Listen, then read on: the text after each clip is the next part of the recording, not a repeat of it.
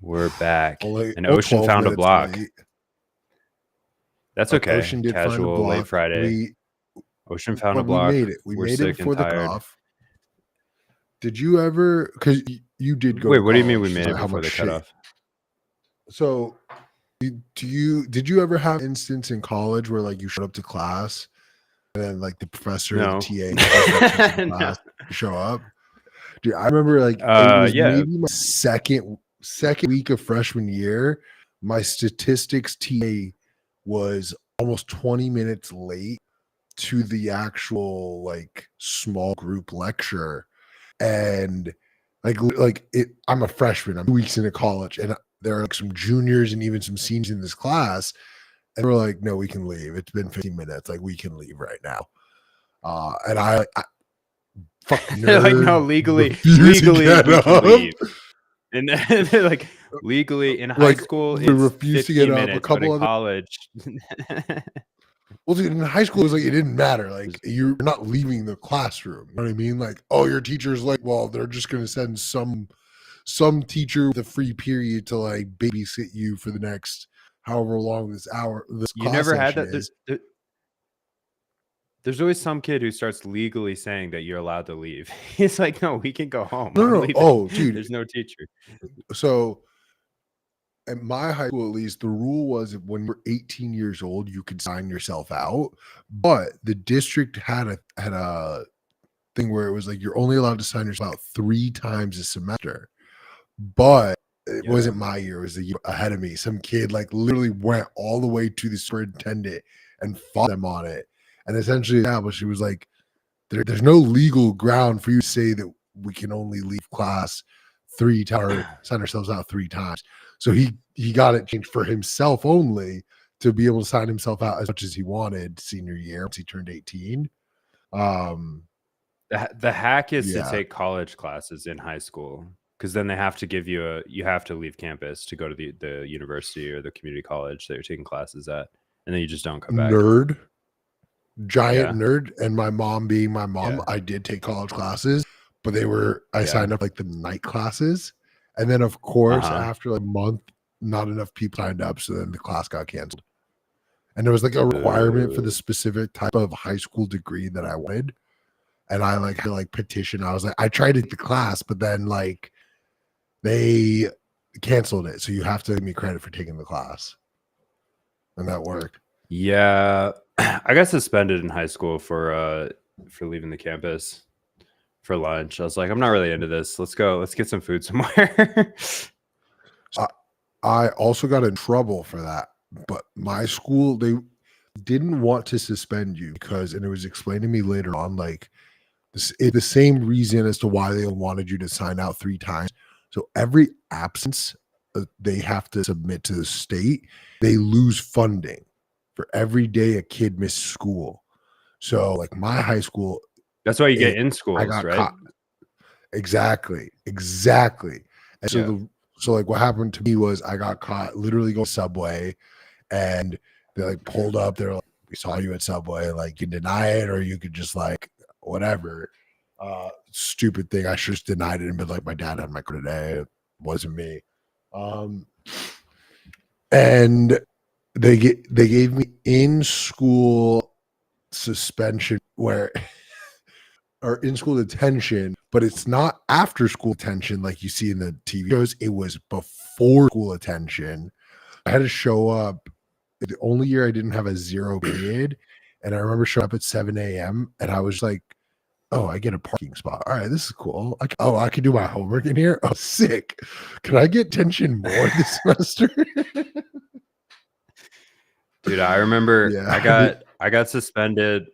I got suspended on the last day of middle school, and then had to go to our little middle school graduation. And then when I started high school, I was still suspended. So I had to wait the summer. What did you I had to wait out the summer to serve my time.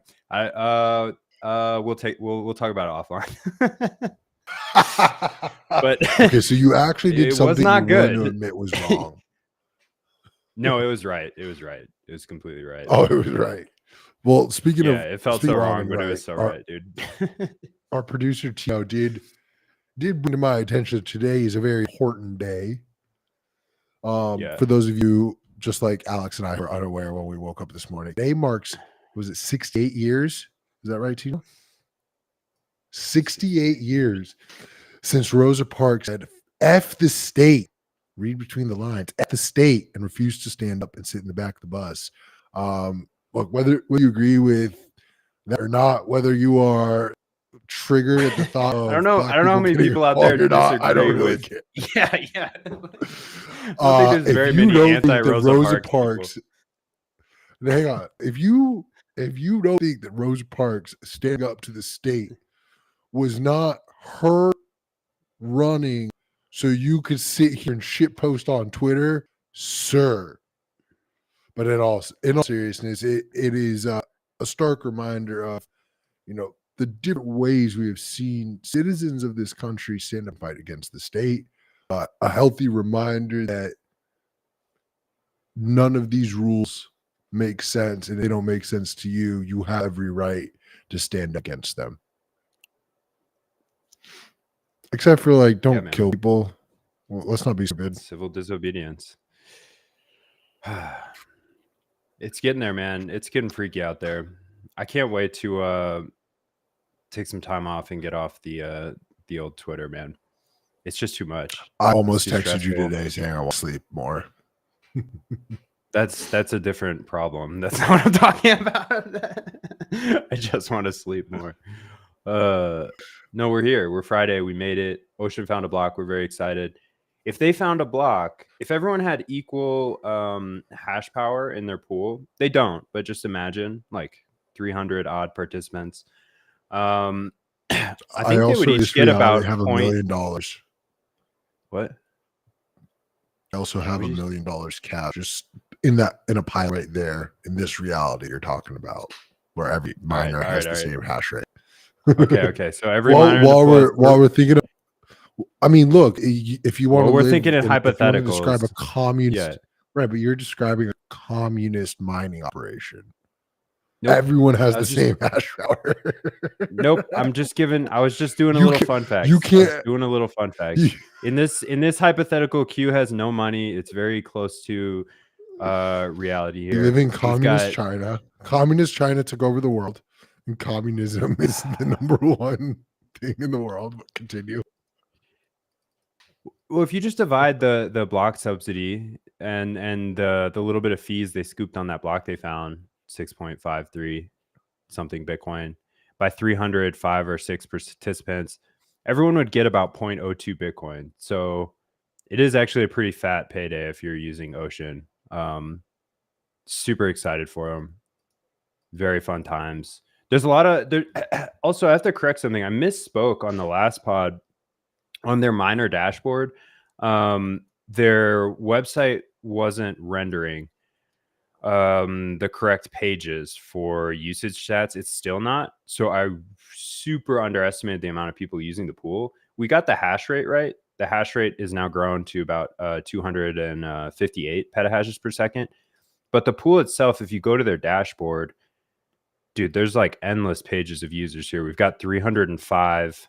Now it just bumped up to 310. So people are waking up today, seeing they found a block and plugging their miners in, or they're just doing some energy arbitrage and maybe they unplugged them for the night or something. But yeah, man, super exciting. I think that's a pretty successful launch. 305 people found a block basically in the first 48 hours. Super fun. And it's so cool because it's an old pool. They get to boast the stats. They found 348,000 Bitcoins total in the history of Luke's pool here.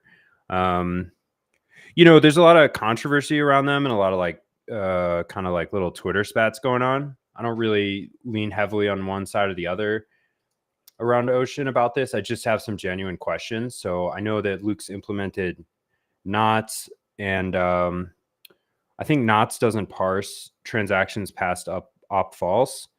So the transactions that it's relaying, I don't know if this is the right terminology, to form a block is excluding, or you could call it spam filtering, you could call it censoring. It just kind of depends your feelings about this. But Yeah, it's taking out inscription blocks. I don't think that's actually, I'm not sure if that's happening now or that's like a future implementation that they plan, but that's definitely a real thing that's going to happen. It's going to be interested to see the dynamic. I don't know. It might be that they're just returning that, people who mine with pools that don't choose to do that are going to make a little bit more on fees. It might be that so many people are sick of inscriptions that they join Ocean, and inscriptions are, become the minority, and Ocean just takes over a ton of hash power and makes bank anyway. But I don't know. Any predictions on this, Q? Do you fall on any side of this argument? Do you think miners should be choosing what transactions are? I mean, obviously they have to choose which transactions are valid, but beyond that, doing kind of going the extra mile here to be choosy and basically moderate. I think it's a slippery slope, but what I do appreciate is that this is not the consensus opinion from the mining space. We're not seeing every single publicly traded miner come out and say, like, we're doing that. Like, no, they actually have a fiduciary duty to go and find the most expensive blocks and make the most money mining Bitcoin. So in actuality, what I anticipate is we are watching the dynamics of free market operate before our eyes, unencumbered with unnecessary regulations, unnecessary rules and loopholes, etc. None of that exists because the space is allowed to operate as it sees fit. And what we are seeing is a group of individuals who believe that the best source of their resources is to mine Bitcoin, but not maximize for profit for the sake of also including ordinals. And it's I know that's I agree with the way. No. I agree with the way that you position it. I just wanted to point out that I think the people at Ocean would not.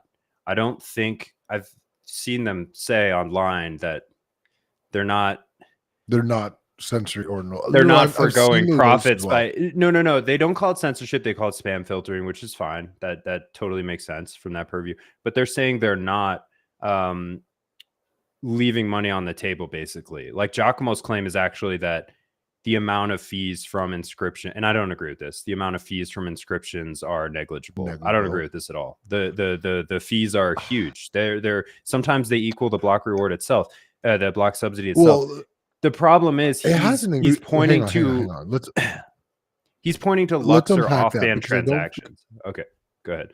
But I don't think that, like, I think you're both right in that, like, there are some blocks where there's almost no activity from ordinals and the block reward is just block reward with like minor fee for transactions, like minor as in MINOR, not ER. But on the inverse of that, your point, like, there are moments where the fees are much higher and block space a little scarcer as a result, whether it's because of ordinals, whether it's because of a lot more transactions, whatever. Maybe there are certain, like, the block reward is not consistent and flat.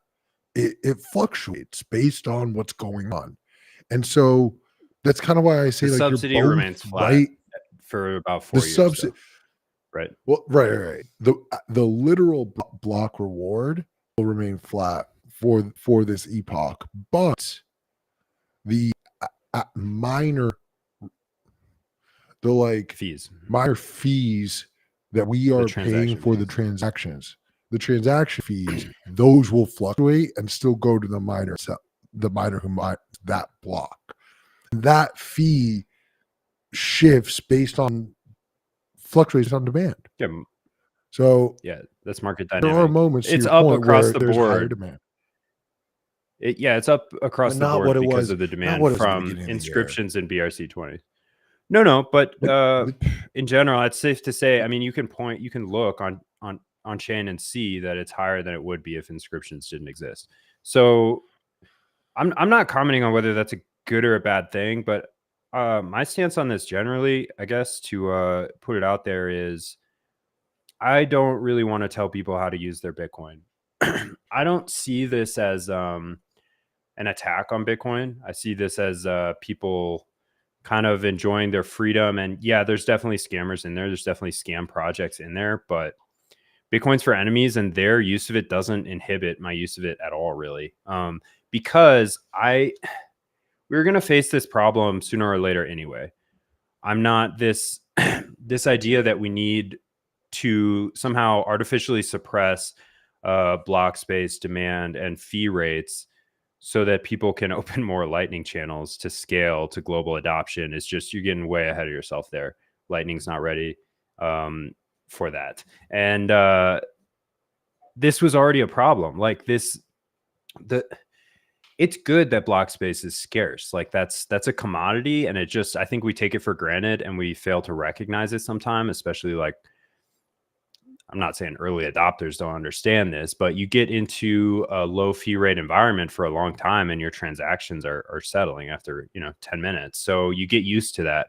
And then I think the bear market paired with, I got to pay, like $1.20 to get this transaction confirmed. It gets a little, people get a little irritated by that. So the other position, the opposite of mine would be, no, this is an attack on Bitcoin. And we also, it's a free market. We can do what we choose. Absolutely. So if they choose to filter out this spam, that's their choice, man. We'll see how it plays out. I always come back to, this is that tension between Bitcoin being a free market and a commons. We all feel like we have some kind of vested stake in the protocol, as we do, some small part to play, and sometimes that makes our opinions held like really, really strongly. So you see a ton of fighting around these finer points of block space. And especially when it comes to inscriptions, people are really hot on these opinions, as they should be. It's the most important, asset in the world, most important technological innovation of our time. I very firmly am in the camp of, this is not some attack on Bitcoin. And if we are not allowed the space, all right, I need to be perfectly clear. Ordinals are dumb in their current form. They are as dumb as NFTs are in their current form. But I'm going to say really triggering things for you people out there. I'm going to trigger everyone, whether you sit on the NFT side, Bitcoin Maxi, or you're one of these wizard boys. All right. Oh, here we go. It's stupid. It's all stupid. All right. Oh, I put this JPEG on. Like, dude, I had better art in paint when I was 5 years old. So let's not kid ourselves that this is like incredible form of art. All right.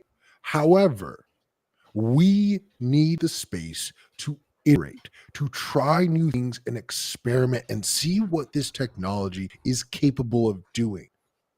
And unfortunately, there's a lot of egos getting involved right now. Some people that I genuinely respect, and others where I'm like, you could stand to stop talking for years and we would be fine. But a lot of egos right now are getting involved, and it's turned to, no, the way I see it is right. No, the way I see it is right. Everyone is wrong. And it's like, there's a level of arrogance that I see coming out in a lot of Bitcoiners of, this is not how Bitcoin's meant to be. Who the fuck are you? Excuse me, but like, seriously, who are you to say what we should and shouldn't be doing with this technology? It's literally called freedom technology for a not called, but like we nickname it that for a reason. It's fully decentralized. If I want to send it where I want to send it, how I want to send, like, we can. That's the goddamn point. And we need, especially right now, the space to iterate, to try and experiment. Hey, do you know we can do it like this? We can send these types of transactions. We can send these nodes. We can do it in this way. And then we can grow. See, yeah, there's a lot of, it's hard to, I was just going to say, it's hard. Like the thing I like that you pointed out, it's hard to take a stance on censorship or just making these decisions, because then, you've put yourself in the position of something of a moderator. Not that there's really anything you can do unless you spin up a mining pool and choose to kind of change the consensus of what transactions you're going to accept. But like, I don't really care what the future of this is either way, as long as we don't make some rash decision to change Bitcoin. But it doesn't seem like people are up in arms that way. The reality is, like, the unspoken thing, that the people who would label it spam and they're right to do so are not saying is that, dude, these inscriptions brought a ton of money and renewed interest into Bitcoin from people who were like helplessly trapped in the crypto kind of scammy side of things. I mean, it's brought renewed interest in development and changes, and that's a whole nother discussion whether you think that, you know, significant changes like Bitcoin should be this programmable money that needs to grow and change with the times. I guess I would point out, you know, stiff ossification is not what it's cracked up to be. A lot of people that aren't developers are promoting that. And I think we've talked about at length on the show before how there's just so many instances in history where that comes back to bite you. You end up with corporate capture with, yeah, basically like centralized entities running the protocol that you didn't make the adjustments so that common people can do it simply and effectively. I guess we'll see what happens, man. I mean, but it's a free market. I don't want to play God. I don't want to tell people. I don't care how people use Bitcoin, to be honest with you. Like, I don't care what they do with their Bitcoins. I don't care if they hodl or if they don't hodl. The network right now works very well for a lot of us, and I think it's going to continue to short term. I always would like exercise a lot of caution, but at the same time, the loudest people on these issues, again, are usually not developers and usually not people out there building products and services, contributing.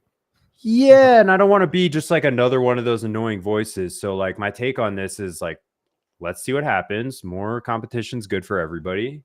I'm super pumped about Ocean. I don't want people to get confused. I'm not trying to spread FUD. I just have questions. I'm just like, it does seem a little bit at odds with your thesis there to pick and choose transactions. Episode 39, with it, right? Yeah, I think so. Okay. Yeah. I don't know. Nonetheless, I'm still going to send my hash power to Ocean for now. I mean, I'm excited. It's a killer new team. I think Jack's comments on Luke are actually correct. Like, he has functioned as a protector of Bitcoin and a big spearhead of Bitcoin, like throughout history, you know, the just like incalculable contributions. That doesn't mean that you trust these people always going into the future. It's just, you know, it's just a nice kind of accolade to have. But it's tough, man. If you don't program yourself, you have to find those people that you look up to who are going to think of the things that you haven't. And that's why we treasure people like Giacomo in this space. That's, you know, Luke, the whole team there. But yeah, I'm interested to see how they solve this. I can't see them pivoting. These are some hard-headed, smart people. So I think they're going to carry out the plan as they saw it, the original vision. And I'm curious, basically, just to see what the market decides to do. How much hash rate are they going to accumulate over the next year here? And because the other aspect of this is they can't take no fees forever. They're going to have to turn on higher and higher fees to remain competitive. This is kind of the freemium model of like get in now, and then we're going to start ratcheting up prices a little bit. I don't know to what extent, but right now it's a pretty sweet deal, man. So that might be over actually too, because they already have over 100. They have 300 participants. I think it was only the first 100 that went no fee. Might be fake news. Might be misremembering, but I think that's the case. So the question essentially that we're taking a really long time to answer here is, should Bitcoin miners or mining pools, interchangeable phrase there, should they censor spam, certain transactions or whatnot?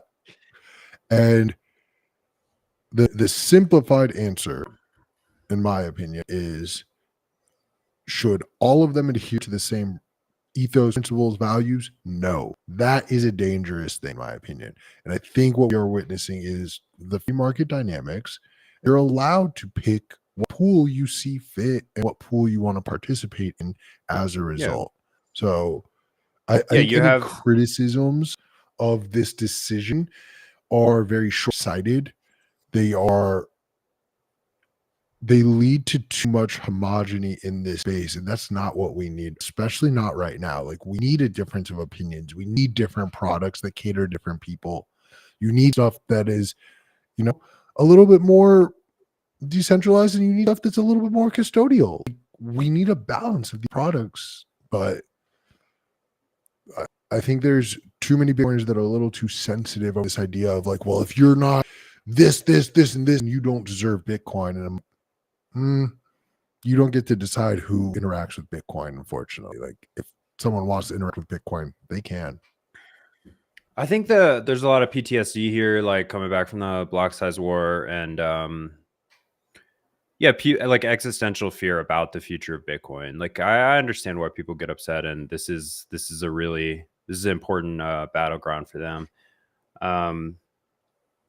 But hey, there's room for everybody so far. I mean, I don't know. I still haven't had any problems getting on-chain transactions confirmed. Dude, that's going to be insane the day when we can't afford to send our little UTXOs on-chain anymore.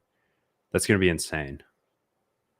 Like, yeah, I mean, and I think block space demand is going to get there, where it's going to be like, okay, you got to be a big whale or an institution to get this thing confirmed. It might take a couple decades, but I think we'll get there. I guess update on my BitKey. Still can't send a transaction. I still can't send out of it. I don't know why. I'm priced out until they adjust the fee structure and give me the option to choose what fee I want to pay. I just get an error. No sense. So I guess if you're a BitKey user, you might be priced out already for now, but I'm sure they'll get there too in the V2 here. Not a lot of news happening today. It was pretty much, crab market all week. Any questions off the Dome queue today? Yeah, another one that I just kind of have as we're discussing this, I'm gonna add it to our index. Should you be a capitalist in order to buy Bitcoin? Said another way, can a communist buy Bitcoin? I mean, they can. Ben Ark's out there scooping Bitcoin. No. There's a lot of socialists in Bitcoin, and that's fine.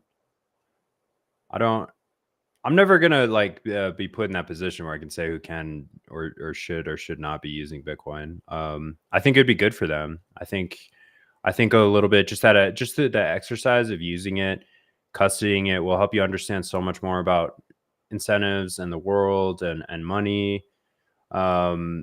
That it will probably change their ideas a little bit. This is one of the reasons I always try to push my family. Whenever I'm around them, I bug them a little bit about Bitcoin, or I'll just do Bitcoin shit in front of them. Like, I'll just break out the hardware wallet, start playing around with the node, show them a miner, something like this, because I want them to have exposure to it so they start questioning some of their firmly held beliefs. Like, I remember we had a really good argument about the supply cap of money the last time I was home. A lot of people have an inherent belief that money should be infinite and backed by the government, and that the government needs to give us cash injections and bailouts and raise the market cap. I think they're confused about the causation there. It's not that we actually need those things. It's that the incentives of those legacy systems are perverse. And the truth is that they actually cannot function without creating more currency, without debasing people. So the only answer to that is to reject that system in part or in full and start working on a competitive system. The pushback I usually get from people there that acknowledge that, okay, maybe the system is perverse, what now, is usually something like, well, Bitcoin's too volatile, it can't become money. There's endless narratives that they've kind of half heard on the news and in the media. And that kind of rejection of an idea without trying it is a really scary thing, because those people are missing out on probably some of the best financial opportunities of their lifetime. I mean, they're telling me these things, back 2016, 17. It's like, okay, well, you've just missed, a couple 10xers there, but also more importantly, you've missed the chance to have censorship resistant money and self custody it yourself outside of the banks. I don't know. So I just always want to advocate for a nice open mind, even when it comes to things like inscriptions. Let's actually like try to see both sides and hold conflicting ideas in our head and see what the market decides wins out. But hey, for my my question of the day, Q, you gonna mine Bitcoin at home someday? Yeah. Is it something I might you're mine it interested in in my generally? own. I know. It just depends on like where you live. Like when I was in California, like it was not going to be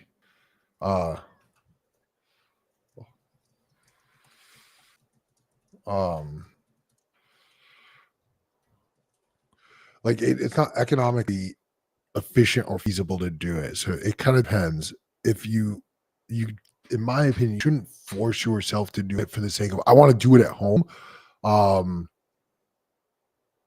Whether it's you go through an actual company that's providing a service, or dude, there are plenty of Bitcoiners, honestly, who I see all the time are offering up rack space and are willing to work with people who are interested in purchasing miners and such. So there are creative ways to do this if you genuinely want. I got an unpopular opinion, and I know the answer to this question, but I kind of want to present it for newbies out there, but also just like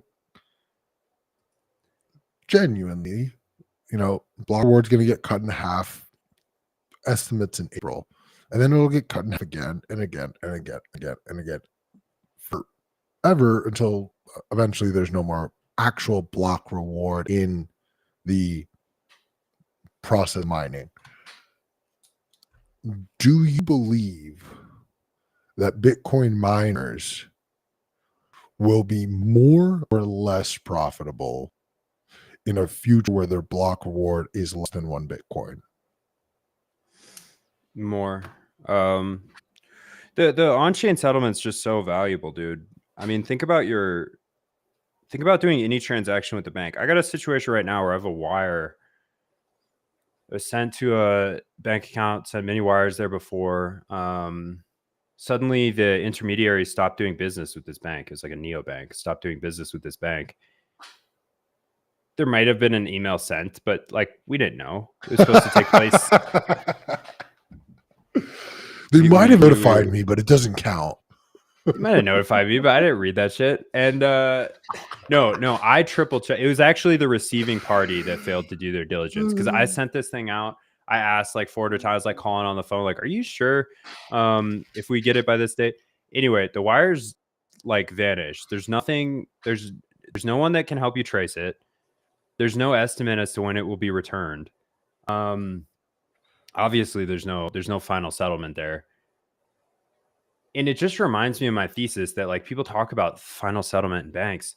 There is no final settlement in banks. You're always at third-party risk of confiscation or censorship. There's no settlement. There's no final settlement in the banking system. That shit can always be clawed back and pulled out from under you. And from that perspective, Bitcoin final settlement's like a magical thing. There's no wires, literal wires. There's no physical kind of infrastructure sent from point A to point B. You can blast it through space. You can broadcast your transaction, have it settled in a decentralized manner, and go about your day. And, if you're running your own node, you can audit, your balance and know that what you own is what you own. You can't do that in banks. We've all experienced it. I know it can't just be me who will go to my bank and my bank balance is actually not accurate, because in truth is like I spent some money somewhere and that transaction hasn't processed or settled. Maybe I sent up some money to Strike. Okay, it's going to take a couple days for them to actually pull. Strike credits the account under a certain limit. Double spend. But do then it. You double spend. Oh, dude. I double spent at bank one time. I closed my account out there, and then I just wanted to see what would happen. Dude, I I went like I closed the account because they had censored something. They wouldn't let me buy Bitcoin through like a regulated, like totally legal platform or something. So that day I was just like, fuck you, I'm done. Like I'm going to a different bank, take out all my balance. And I was like, what happens if I spend from this bank? I was just like curious. Dude, they got on the phone before. They were having a hard time returning my calls. But after I bought like extra Bitcoin with balance I didn't have, these guys have called me every day to top off that balance for like a week. Oh, what a shitty cabal, man. These institutions, you just can't. It's not even their like. I don't even blame them. It's just human nature. It's really comes down to, and it's a trope at this point. Like, it's just the incentives. You're just not in a place that is pro-human when you're operating as the god of money and you're holding other people's balances in your institution like that. The third party risk is too incredibly high, especially with AGI. Freaks me out the kind of stuff we could see in the next few years in terms of financial crimes, capture, centralization, and market manipulation.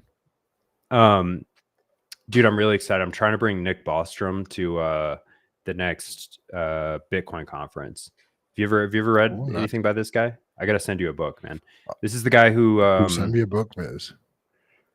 Yeah, he's a economist, but he made the probabilistic argument for us living in a simulation, and he writes extensively his careers about the day. He's basically the preeminent voice. Oh, you told me about this guy. I never shut up about him. This is one of my super intelligence. Books. Yes, dude, on my list of books that I need to get. Got to do it. I mean, it's a beast. It's like you read a page in a day and you're like, yeah, I did it, dude. I made it through. Like it's some high IQ stuff, but it's worth it.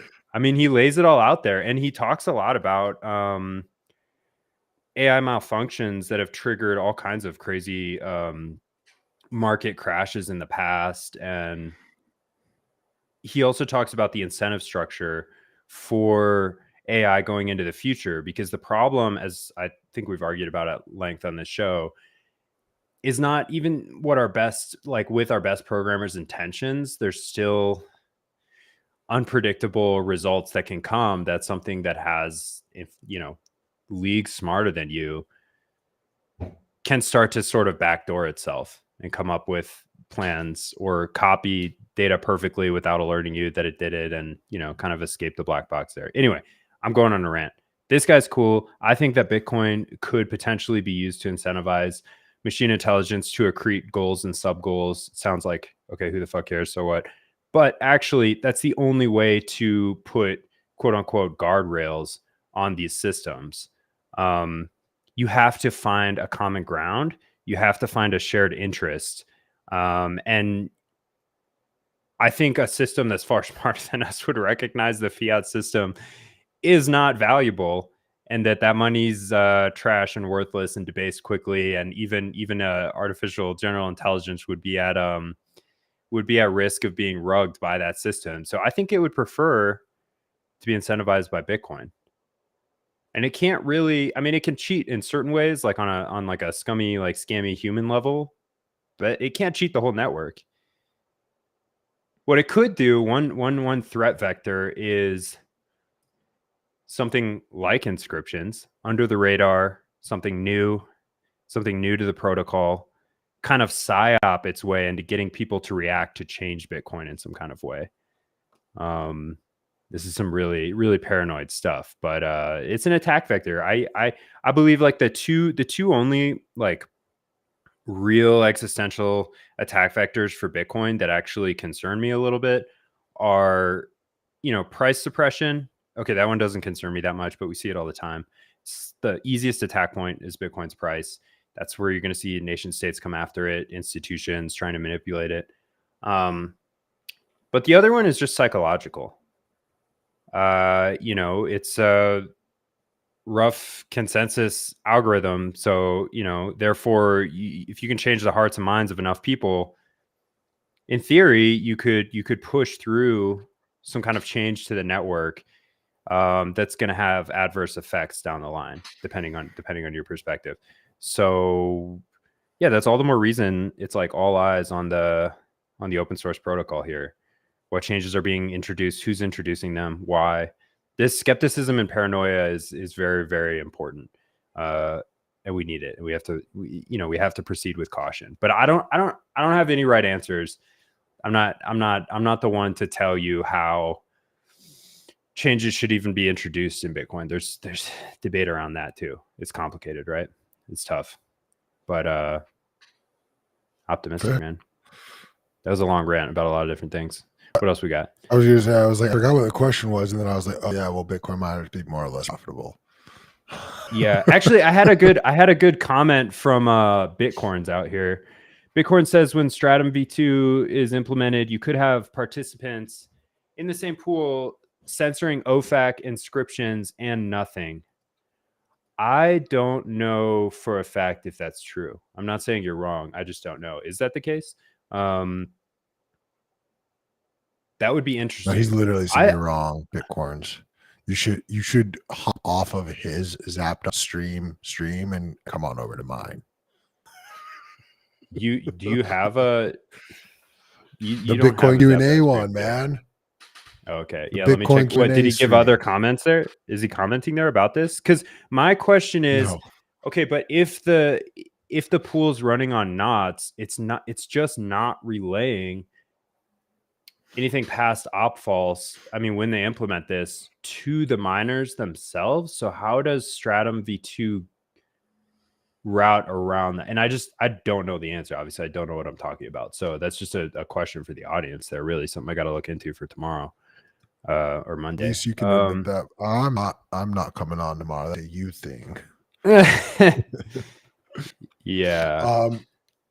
I do want to kind of talk about the psychological attacks. I sent this tweet out yesterday, and I'm very proud of it. So I want to discuss it. But this week especially, we've seen the latest FUD that's been circulating about each transaction of Bitcoin uses as much water as a swimming pool. All coiners are now shit posting of boil the oceans, this, that, or the other. Not really holding back, kind of laughing and mocking, because we all know this to not be true and this to be yet another attempt at baseless FUD.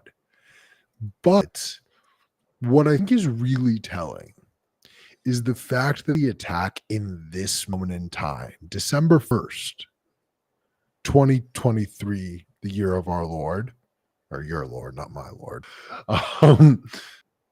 It's Christmas, man. Like, dude, I got Christmas tree up in my living room. There's Christmas lights all up, all around the neighborhood.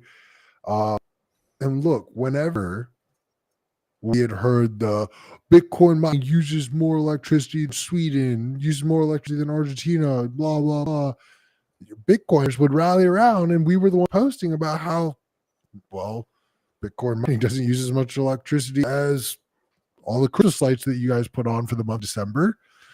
And it is no coincidence, in my opinion, that the media companies are not attacking the energy consumption right now, because they know what the rhetoric and response will be from Bitcoiners. So I want this to kind of be a moment where we pat ourselves on the back, but remember the words of Kobe Bryant: the job's not finished. This is not a moment to celebrate. This is a moment to appreciate and recognize that, we talk about, like, we got to just keep pounding the drums and people will start to get it slowly. This is validation of that, in my opinion, at least. We pounded the drums enough time to counter the base FUD around energy consumption. Now, do I think that we're never going to hear that? Of course not. Wait until July. Wait until we're out of the Christmas season, and those claims will come back. But this is a very thoughtful attack against Bitcoin. It had to be thoughtful, because we're making them have to be thoughtful, because we are countering every claim they've got. So don't slow down, keep going, but don't think this is all for nothing. Like everything in the fiat system, the problem with the information they're relaying is it's like a false measure, just like all of fiat. You can't really keep track of what you own and the score of anything when your measuring stick is changing lengths every day. that would be the US dollar money system. But you find this in journalism too. Like they're you can draw conclusions with words that like really fly under the radar, and it's just there's so much dishonesty and perverse incentives behind it that I don't really find the apparatus of like mainstream media to be that useful to me. Like if anything, it's just like extremely distracting part of life. It's just making you aware of problems and giving you anxiety about things that you actually can't control because they're not local to you. There's not like that much you can do about them. You can try. I mean, you can go out and protest like the war of a foreign country in your home, but I don't think we've seen too much success come out of that as of late. I guess what I'm saying is it's not shocking to me at all that this kind of article would come out, trying to measure transactions on a per energy basis. Like at the start, that idea is flawed. So it's like that's not how Bitcoin works. So anything that's downstream of that is basically incorrect here. But I mean, I was talking to Phil Zimmerman the other day, and this is also a dude who's interested in how to reduce Bitcoin's carbon footprint. I mean, it's fair to say that there's a real demand from some subset of people to do this. Whether or not you agree it's a problem, I really don't think that. I think it's a negligible amount of trace kind of gas that's already naturally occurring in the atmosphere. I don't think that oh man, then we get into the whole environment. Where do you stand on this, Q? You come from a very liberal, the land of the libs. I'm curious what your thoughts are on energy consumption in Bitcoin. I mean, I always go back to the statistic that shows, how developed a society is, and you can literally pick whatever metric, how much wealth, money they created, how many inventions they had, how many people they have, like whatever metric you want to use, there is a direct correlation between that and what I like to call is how advanced a society is and how much energy they consume. Mm-hmm. And like that's the stance I take. And but you would admit that there are adverse effects from certain types of energy consumption. Dude, so therefore, yes, it may progress civilization, but the question is at what cost and what should we be doing? Sure, but like I would even go so far as to say, like, I think this argument that, like, I don't care if the argument that I kind of hear of like, oh, so what? Like we're gonna build here, do that, like without any thought or consideration, like what impact it has on the broader ecosystem, because you have no idea how that shift in the ecosystem that you're causing because I want to build a city in this location or locale. Well, you know what? You just displaced a bunch of freaking wolves. And you know what? The wolves are not necessarily going to just like go away. Now all of a sudden, all the dogs that you guys brought into this town you built getting eaten by wolves. And you think it's the wolves' fault that you guys built the town here. So like there's this dynamic sometimes where I don't think we as humans respect, like this is the cheesiest way to say it, but like we don't respect Earth. We don't understand that like if I take a step on my lawn, like there's a footprint on the grass. Like I have an impact on the land and environment around me. So I think there's almost like this naivety sometimes that I hear in some of these arguments. Like I don't buy that. I firmly believe like, yes, we have impacted our environment by building society in the way we have. Whether that's right or wrong, that's not for me to decide. What is for me to decide is how we move forward and approach it. And in my opinion, the option is not unplug everything and like all, I don't know, set up tents in Chile or wherever you want in the world and just sort of live off grid like that. No, I think the solution is we find a way to shift energy consumption in a way that is less detrimental, less reliant on the environment, and more reliant on, I don't know, nuclear energy that has been demonized through various stories, movies, and narratives, and at the same time has been lobbied against by the very providers of our current energy infrastructure because we created a system that incentivizes people to buy, control, and influence over policy. And in turn, they've created these regulatory moats. So kind of what we started the episode describing of like what we're seeing with Ocean is the free market dynamic in real time.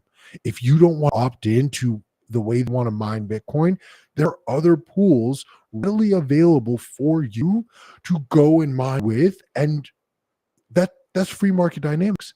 But especially when it comes to the energy space, we do not have that. We don't. We have energy subsidies for wind and solar. So the government is propelling those industries, which good or bad, depending on who you talk to. And then you have the current energy infrastructure that has been told, we're phasing you out. So they're not investing enough to keep going on board while demand is increasing. And on top of that, they're lobbying against both green energy infrastructure being built as well as nuclear energy to be expanded and researched further. So you have this like almost double chaotic move going on from energy sources outside of nuclear that's genuinely, in my opinion, preventing the free market from just going headfirst into a space.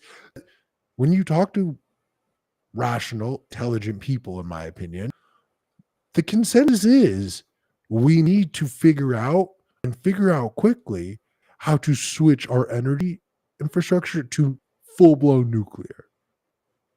It's as simple as that. I don't know if full-blown nuclear is the solution, but it would certainly make some drastic, I think, positive changes for society. But I think importantly also is just like we're making this kind of effort to decentralize mining, get people involved at home on a local level. I think energy production needs to be localized too. It's a scary thing. You're out here, middle of winter, and you're relying on this big, huge centralized grid that can go down at any moment for any number of reasons. Do you remember? I think it was last year. There were some interesting attacks on the electrical grid in the South. People started shooting transformers, and I had a buddy lose power for a couple of days. We both know Chris Alamo, getting cut off from the grid just because some hooligans decided to bring it down out in the Carolinas, and it's just. If you have local energy production means, you don't have to worry about those things. You can sleep better at night. I know it sounds like some kind of a libertarian fantasy, and people like to reject these ideas out of turn, but I don't know, man. There's something to be said for that self-sovereignty and choosing to do what you want with the energy that you produce. And there's just so many ways to do it at home, depending on where you are. That, I mean, generally, like my plan once I have my own home that I own is like I'll have my own generator, and I'll probably, depending on what jurisdiction I'm in, I'll probably end up getting solar panels to power my generator with, because I don't want to rely on the energy grid and infrastructure. And like, based on the places I've lived, they have a lot of sunlight. Like, I'll be fine. So yeah, that's where I'm at, man. And it's like action. Well, yeah, it's super liberating feeling. And yeah, go ahead. I just want to say this one point, because like I know that green or renewable energies, especially in the Bitcoin space, sometimes get like this really bad rap. But the fact of the matter is, in the system that I just described, where you could have your own generator at home and you could set up solar panels to essentially charge this generator and power your home, you create if you have panels, you don't need the generator. No, but the generator is there to store excess energy. I don't want to give it back. That's a battery. Like, you know how some. Oh, okay, fine. What misspoke, but essentially, my like there are a lot of jurisdictions that if you set up the solar panels the way that I've kind of described, you end up having excess power, and a lot of people will just slip back to their power utility companies. I'm not going to do that. I'm literally going to put it to a battery generator, whatever it may be, so that I can be so fully self-sovereign when it comes to my household's energy consumption. And that's what I want. And you may not want that, and that's okay.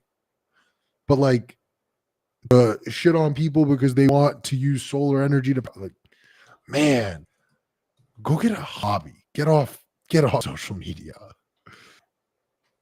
Well, there has fairly been a good amount of scamming in that industry as well. These things are not as quote unquote green as they intend to be, and anyone that's bringing a green energy argument at you is probably doesn't really understand how it works. There's no such thing. Like, all energy production has trade-offs, and if you can't acknowledge that out the gate, I mean, I don't know if what you have to say about energy is going to be very useful. Are mined for that solar panel alone are more harmful for the environment than the natural gas, in my opinion, at least.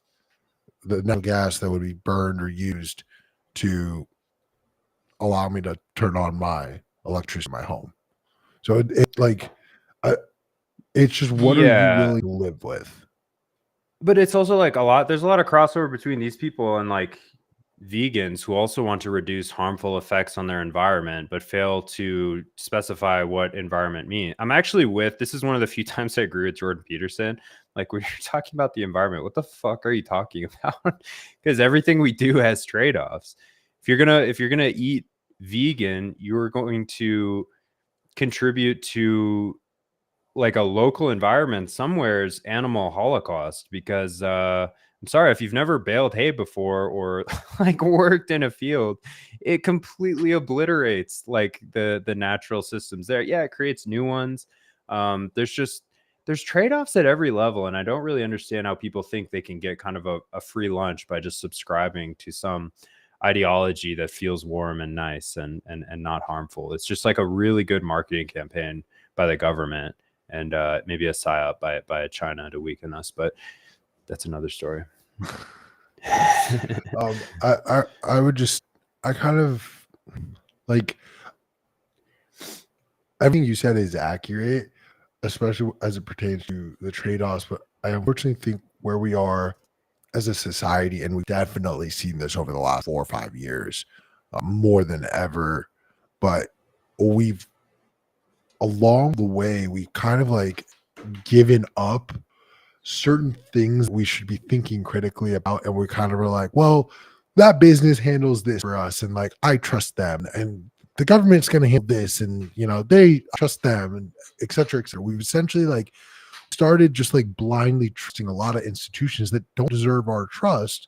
So when they come out and say eat less beef because cow farts introduce more methane than cars, etc., it's like, dude, like, every time someone says that to me, my response is genuinely, did you know that the nutritional composition of grass-fed beef versus regular organic beef is such that 6 ounces of grass-fed beef has the same nutritional composition, all the same nutrients, minerals, calories, protein, etc. 6 ounces is the same of grass-fed, the same as 8 ounces of normal organic. So that means we could literally cut food consumption by 25% if we shifted from this like weird grain system that we use right now for cheaper meat, to then shift it to grass-fed, where again, you are buying 25% less meat to get the same nutritional composition. But no, that's not what we want to talk about. We want to talk about Beyond Meat and pea protein and this, that, or the other. It's like, the thing that frustrates me is if you get your meat from a grocery store, go ahead and like really have a close look at that. They inject that beef with water, a lot of water, to beef it up and to increase the weight of it. And you can taste the difference. I mean, I'm pretty hardcore about this. Like, you should, wherever you live, like, hopefully there's a way for you to source meat from a butcher and get it a little more localized, where at least you can go source verified and figure out what the hell's going on and what you're eating. Because, this big pharma and like the retail supermarket industry are just like not to be trusted in any way. There's like very few products there that I'm interested in putting in my body. And when you get down to the ingredients of life, like the essential nutrients that you actually need, things that are not processed foods, you find that there's really no need to go into these establishments at all. But alas, we're over time here. Is there any last points you wanted to touch on, Q, before we wrap? All right. Hope everybody has a great weekend. Thanks for joining us.